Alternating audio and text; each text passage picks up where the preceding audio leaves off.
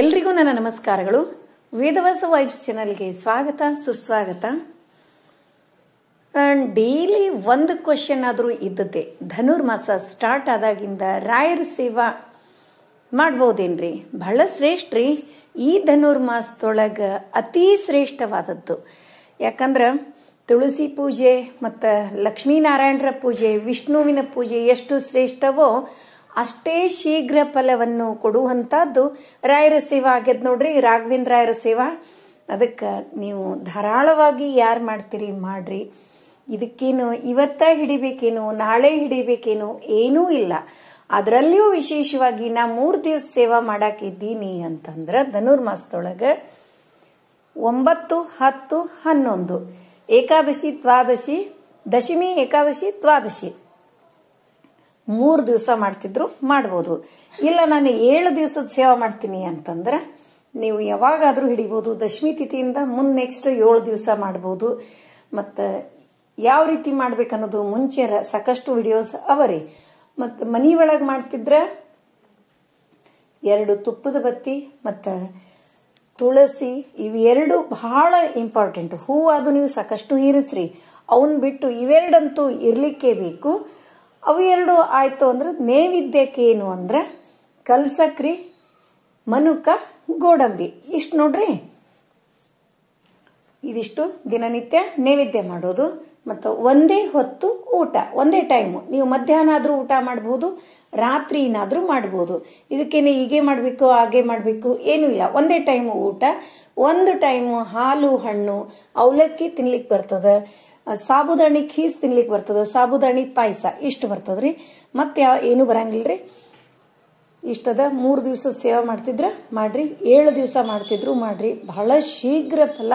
ಮತ್ತ ಮನಸ್ಸಿನಲ್ಲಿ ಅನ್ಕೊಂಡಿದ್ದಂತೂ ರಾಯರಿಗೆ ಯಾರು ನಂಬಿ ಇಲ್ಲಿವರೆಗೂ ಪೂಜೆ ಪುನಸ್ಕಾರಗಳನ್ನ ಮಾಡ್ಯಾರ, ಇಲ್ಲಿವರೆಗೂ ಇದು ಆಗಿಲ್ಲ ಕೆಲಸ ಅನ್ನೋದಂತೂ ಇಲ್ಲೇ ಇಲ್ಲ. ಅವ್ರ ಬಾಯಿಯೊಳಗೆ ತಾನ ಬರ್ತದ ರಾಯರಿದ್ದಾರೆ ಅಂದ್ರೆ ಅವ್ರು ಕರೆಕ್ಟ್ ವೇ ಒಳಗೆ ಕರ್ಕೊಂಡು ಹೋಗ್ತಾರ ಅನ್ನೋದು ಅಷ್ಟು ಗಾಢವಾದ ನಂಬಿಕೆ. ಅದೇನೋ ನಮ್ಗೆ ಗೊತ್ತಿರ್ಲಾರ್ದೆ ಬಾಯಿಯೊಳಗೂ ಬರ್ತದ. ಹಂಗದರಿ ರಾಘವೇಂದ್ರ ರಾಯರ ಸೇವಾ ಹಿಡಿದ್ರೆ ಅಷ್ಟು ಅದ್ರ ತೋರಿಸಿಬಿಡ್ತದ. ಮತ್ತು ಒಂದು ವೇಳೆ ನಾವು ಏನ್ರಿ ಕೆಲ್ಸಕ್ಕೆ ಬೇಡ್ಕೊಂಡು ಮಾಡ್ತಿರ್ತೀವಿ, ಆಗಿಲ್ಲ ಅಂತ ಅಂದ್ರೂ ಸತ್ಯಕ್ಕೆ ಅದು ಯಾಕೆ ಆಗಿರಂಗಿಲ್ಲ ಅನ್ನೋದು ಅದು ಆ ಕೆಲಸ ಆದ್ರೂ ಮುಂದೆ ನಮಗದು ಒಳ್ಳೇದಾಗ್ತಿರಂಗಿಲ್ರಿ. ಹಿಂಗಾಗಿ ಅದು ಆಗಿರಂಗಿಲ್ಲ. ಯಾಕಂದ್ರ ಅದು ರಾಯರ ಮಹಿಮಾನೇ ಅಷ್ಟೇ ಅದ. ನನಗೆ ಸಾಕಷ್ಟು ಅನುಭವಗಳು ಆಗ್ಯಾವ. ಅದ್ರ ಸಲುವಾಗಿ ನಾ ಅದನ್ನೊಂದು ಅನುಭವ ನಿಮಗೆ ಹೇಳಿದೆ. ಅದು ಒಂದ್ ವೇಳೆ ಕೆಲಸ ಆಗಿಲ್ಲ ಅಂತಂದ್ರು ಅದು ಮುಂದದರಿಂದ ನಮಗೆ ಒಳ್ಳೇದಾಗ್ತಿರಂಗಿಲ್ಲ. ಹಿಂಗಾಗಿ ಕೆಲಸ ಆಗಿರಂಗಿಲ್ಲ ಅಷ್ಟೇ ಹೊರತು ಅದರ ಸೇವಾ ಹಿಡಿದದ್ದು ಎಲ್ಲಿವರೆಗೂ ಕೆಲಸ ಆಗಿದ್ದೇ ಅವರಿ.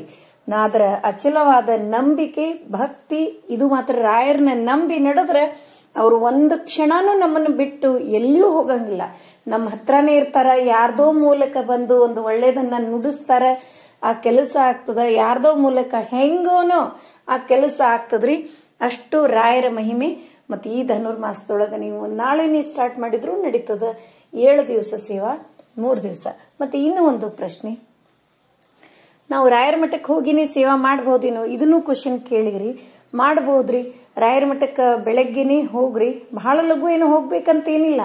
6:30, 7 ಗಂಟೆಗೆ ಹೋದ್ರೂ ನಡೀತದ. ಹೋಗಿ ಅಲ್ಲಿ ಆಚಾರ್ಯರಿಗೆ ಹೇಳಬೇಕು, ನಾವು 3 ದಿವಸ ಸೇವಾ ಮಾಡೋರಿದ್ದೀವಿ, ಸಂಕಲ್ಪ ಮಾಡಿಸ್ರಿ ಅಂದ್ರೆ ಅವ್ರು ಮಾಡಿಸ್ತಾರ್ರಿ. ಅಥವಾ 7 ದಿವಸ. ಮತ್ತೆ ಮೊದಲನೇ ದಿವಸ ಎಷ್ಟು ಇಲ್ಲ ನೀವು 7 ದಿವಸದ ಸೇವಾ ಹಿಡಿದಿರಿ ಅಂದ್ರ 7 ದಿವಸನು ಮೊದಲನೇ ದಿವಸ ಎಷ್ಟು ಪ್ರದಕ್ಷಿಣೆ ಹಾಕಿರ್ತೀರಿ 7 ದಿವಸ ಅಷ್ಟು ಪ್ರದಕ್ಷಿಣೆ ಹಾಕ್ಬೇಕು ನೋಡ್ರಿ. ಮತ್ತೇನಾದ್ರೂ ಡೌಟ್ಸ್ ಇದ್ರೆ ಕೇಳ್ರಿ. ಮತ್ತ ದಿನನಿತ್ಯ ನೈವೇದ್ಯದ್ದಾಯ್ತ್ರ ಮುಗಿದ ಮೇಲೆ ಏನು ನೈವೇದ್ಯ ಮಾಡಬೇಕು? ಹೈಗ್ರೀವ, ಚಿತ್ರಾನ್ನ ಇವೆರಡು ರಾಯರಿಗೆ ಬಹಳ ಇಷ್ಟವಾದದ್ದು. ಅದಕ್ಕೆ ಮುಗಿದ ಮೇಲೆ 3 ದಿವಸ ಸೇವಾ ಮುಗಿದ ತಕ್ಷಣ 4ನೇ ದಿವಸ ಹೈಗ್ರೀವ ಮತ್ತು ಚಿತ್ರಾನ್ನ ನೈವೇದ್ಯ ಮಾಡಿ ನೀವು ಕೂಡ ಊಟ ಮಾಡ್ಬೇಕು ನೋಡ್ರಿ. ಮತ್ತೇನಾದ್ರೂ ಡೌಟ್ಸ್ ಇದ್ರ ಕಮೆಂಟ್ ಮಾಡ್ರಿ, ಆನ್ಸರ್ ಮಾಡ್ತೀನಿ. ಮತ್ತೆ ನಾನ್ ವೆಜ್ ಒಂದು ಬಹಳ ಪ್ರಶ್ನೆ. ದೇವ್ರ ಸೇವಾ ಹಿಡಿದಾಗ ನಾನ್ ವೆಜ್ ಮನಿ ಒಳಗೆ ತರ್ಲೂಬಾರ್ದು ಮಾಡ್ಲೂಬಾರ್ದು ನೋಡ್ರಿ. ಇದು ಒಂದು ಕ್ವಶನ್ ಯಾವಾಗ್ಲೂ ಇರ್ತದ. ಅದ್ರ ಸಲುವಾಗಿ ಹೇಳಿದೆ.